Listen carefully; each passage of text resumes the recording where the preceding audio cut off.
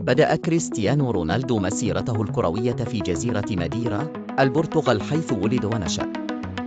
منذ صغره كان شغوفاً بكرة القدم، وبرزت مواهبه بسرعة.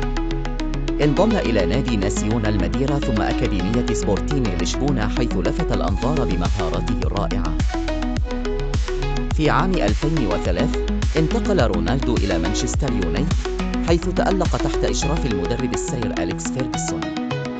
هناك تطور ليصبح واحداً من أفضل اللاعبين في العالم، محققاً ألقاب الدوري الإنجليزي ودوري أبطال أوروبا. في عام 2009 انتقل إلى ريال مدريد في صفقة كانت الأعلى في تاريخ كرة القدم حتى وقتها.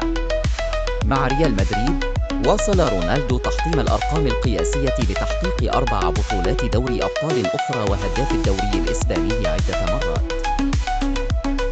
شراسته الهجومية وقدرته الفذة على تسجيل الأهداف جعلته أيقونة في عالم كرة القدم. في عام 2018 انتقل رونالدو إلى يوفنتوس، حيث استمر في إبهار الجماهير قبل أن يعود مرة أخرى إلى مانشستر يونايتد في عام 2021. ومن ثم انتقل إلى نادي النصر السعودي ليختتم مسيرته الدولية بتألق وتفوق دائمين.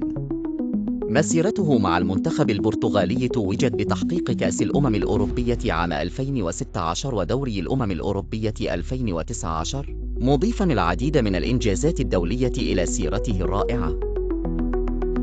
للبقاء على اطلاع بكل المستجدات والأخبار عن كريستيانو رونالدو وغيرها من القصص المشوقة، لا تنسوا الاشتراك في قناة ليوصلكم كل جديد، ولا تنسوا وضع إعجاب على الفيديو.